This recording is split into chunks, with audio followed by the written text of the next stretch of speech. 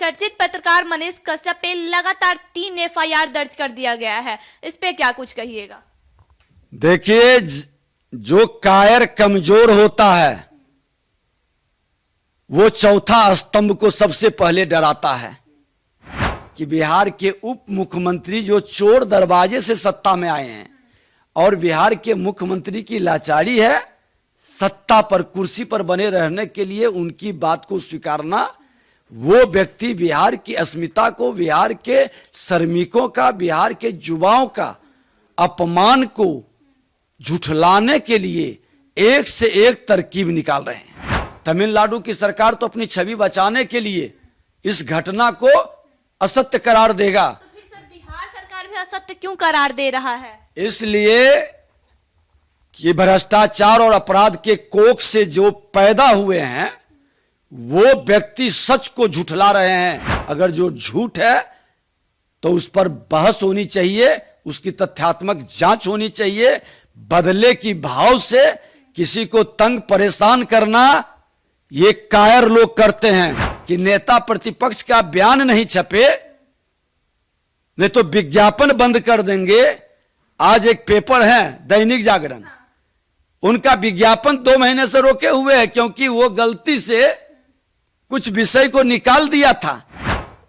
गलत रूप से अगर जो आप पत्रकारों की आवाज को दबाना चाह रहे हैं तो ये कतई उचित नहीं है। सोशल मीडिया पर मामला कहां से आया?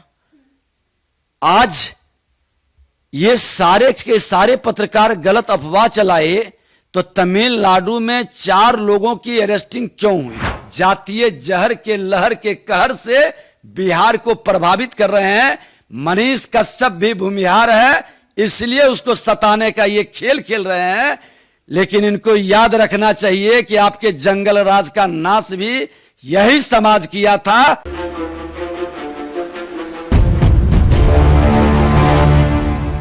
सर आपने फिर से सदन में तमिलनाडु मुद्दे पर बिहार के मजदूरों पर आवाज उठाई है, क्या कहिएगा?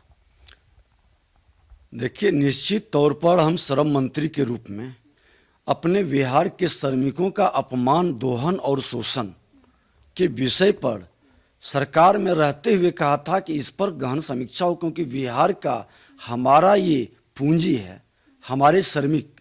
बिहार के श्रमिकों के हुनर पूरा देश स्वीकार करता है, लेकिन बिहारियों का अपमान, दोहन और शोषण का कई मामला हर स्टेट से आता है।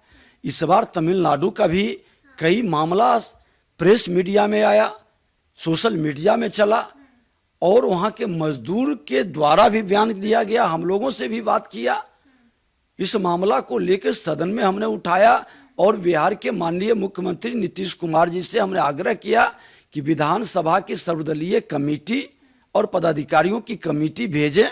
हमारे बिहार के मजदूरों का, बिहार के श्रमिकों का, बिहार के युवाओं का अपमान न हो और इस अपमान का सच को जानना चाहिए और इस पर लगाम लगानी चाहिए। बिहार के मुख्यमंत्री ने इसे स्वीकार भी किया, उन्होंने कमेटी भी भेजी, लेकिन दुर्भाग्यपूर्ण स्थिति है कि बिहार के उप मुख्यमंत्री जो चोर दरवाजे से सत्ता में आए हैं और बिहार के मुख्यमंत्री की लाचारी है सत्ता पर कुर्सी पर बने रहने के लिए उनकी बात को स्वीकारना, वो व्यक्ति बिहार की अस्मिता को, बिहार के श्रमिकों का, बिहार के युवाओं का अपमान को झुठलाने के लिए एक से एक तरकीब निकाल रहे हैं। देखिए, जो भी सोशल मीडिया पर चला है, माननीय मुख्यमंत्री जी ने भी इसे स्वीकार किए हैं। उन्होंने कहा है कि हम अखबार के बयानों को आधार पर टीम भेज रहे हैं और जितनी घटनाएं घटित हुआ हमको बता दें कि हिंदुस्तान पेपर में जो निकला कि बिहार के मजदूर का रेलवे ट्रैक पर लाश मिला, क्या बिहार की सरकार इसकी जांच कराई? सिकंदरा में वार्ड नंबर 12 में रविदास, मोनू रविदास की हत्या हुई तमिलनाडु में, क्या सरकार ने इसकी जांच कराई? इसी तरह के एक यादव जी का, सिकंदरे का ही, पंकज यादव का, तो कह दिया बिहार का जो चरित्र रहा है, अपराधियों को पकड़ने की बजाय यहाँ के पुलिस प्रशासन जो खेल खेलते हैं, कह देगा अवैध संबंध है, जमीन का मामला है, आपसी विवाद है। उस दोनों हत्या पर स्पेशल कमेटी बिहार की बननी चाहिए थी, जांच करानी चाहिए थी। रेलवे ट्रैक पर लाश कैसे पहुंचा? तमिलनाडु की सरकार तो अपनी छवि बचाने के लिए इस घटना को असत्य करार देगा। तो फिर सर बिहार सरकार भी असत्य क्यों करार दे रहा है? इसलिए कि भ्रष्टाचार और अपराध के कोख से जो पैदा हुए हैं वो व्यक्ति सच को झुठला रहे हैं। क्या ये सच नहीं? एक स्पेशल कमेटी बननी चाहिए थी। जो बिहार के मजदूर बोल रहे हैं कि मैं 6 महीना काम करता हूं, 3 महीने 4 महीने का मजदूरी मिलता है, 2 महीने 3 महीने का रोक के रखता है ताकि दोबारा आकर के हमको काम करे। ये बंधुआ मजदूरी है क्या? देश से बंधुआ मजदूरी समाप्त हो गया और बिहार के श्रमिकों के साथ, बिहार के युवाओं के साथ इस तरह के व्यवहार तमिलनाडु ही नहीं किसी स्टेट में होता है, वह गलत है। मैं तो एक राष्ट्र श्रेष्ठ राष्ट्र की बात में विश्वास करता हूं। कन्याकुमारी से कश्मीर तक हमारा मां भारती के सभी संतानों का समान अधिकार है।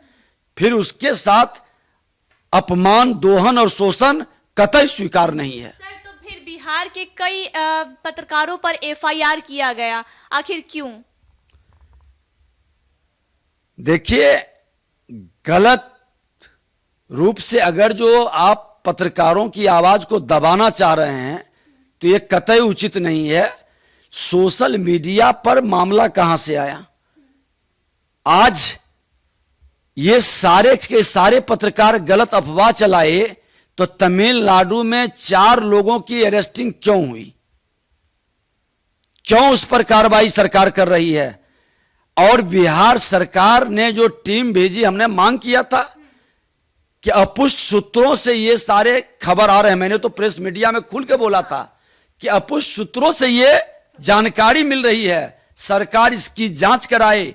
सरकार ने जांच कराई तो सदन में ये पूरे विषय को क्यों ने तथ्यात्मक रखे? जवाब देनी चाहिए। सत्ता में बैठकर चोर दरवाजे से आकर के सत्ता की मदानता में, अहंकार में गुंडा राज की भाषा बोलने लगे हैं, ये कतई उचित नहीं है। सत्ता आते जाते रहती है। बिहार का श्रमिक अपने सम्मान और अपने दोहन शोषण के विरुद्ध जब आवाज उठाएगा तो बड़े बड़े सिंहासन हिल जाएंगे। सर एक आखिरी सवाल रहेगा। चर्चित पत्रकार मनीष कश्यप पे लगातार 3 एफआईआर दर्ज कर दिया गया है, इस पे क्या कुछ कहिएगा? देखिए, जो कायर कमजोर होता है वो चौथा स्तंभ को सबसे पहले डराता है और चौथा स्तंभ की आवाज को बंद करता है। आपातकाल में भी सबसे पहले चौथा स्तंभ को डराने का काम किया था, उसके मुंह को बंद करने का काम किया था। पत्रकारों को अपने जिंदगी को दांव पर लगाकर हर घटना में जाता है और जनता के बीच सच को दिखाता है। लेकिन सच अगर जो झूठ है तो उस पर बहस होनी चाहिए, उसकी तथ्यात्मक जांच होनी चाहिए। बदले की भाव से किसी को तंग परेशान करना ये कायर लोग करते हैं। देखिए, मनीष कश्यप हो या जो भी पत्रकार पर इस तरह की घटना घटित हुआ, हम तो छपरा में भी गए थे। वहां पर पत्रकारों पर जो सच को दिखाया और जो वायरल किया, 3 बच्चों को पीट करके जो हत्या की गई, कई पत्रकार आए कि हम पर एफआईआर कर दिया।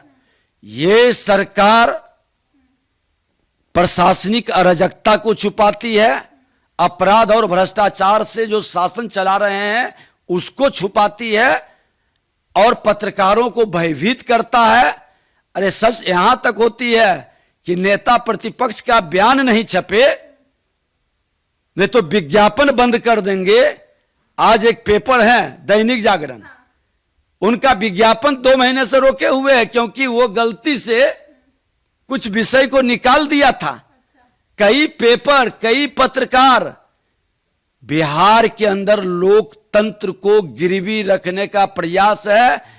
अघोषित आपातकाल, ये जेपी के शिष्य बन रहे हैं और लोकनायक जयप्रकाश नारायण के सामने बड़े भाई छोटे भाई दोनों ने शपथ लिया था कि जाति विहीन समाज बनाएंगे, भ्रष्टाचार मुक्त राष्ट्र बनाएंगे।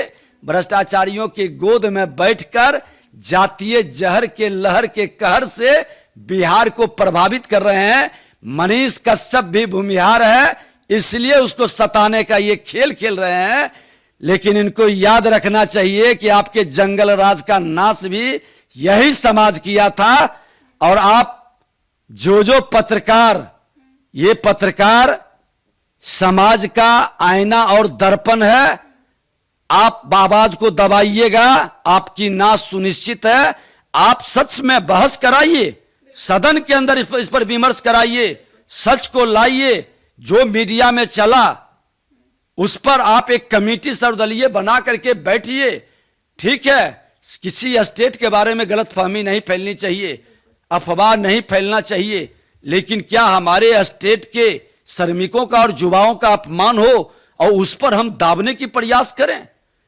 हम उससे एक ठोस नीति क्यों नहीं बनाएं कि कोई भी स्टेट में उसका न दोहन करेगा, न शोषण करेगा, न अपमानित करेगा। सम्मान के साथ हमारा श्रमिक और युवा वहां पर अपना प्रतिभा का उत्थान करेगा।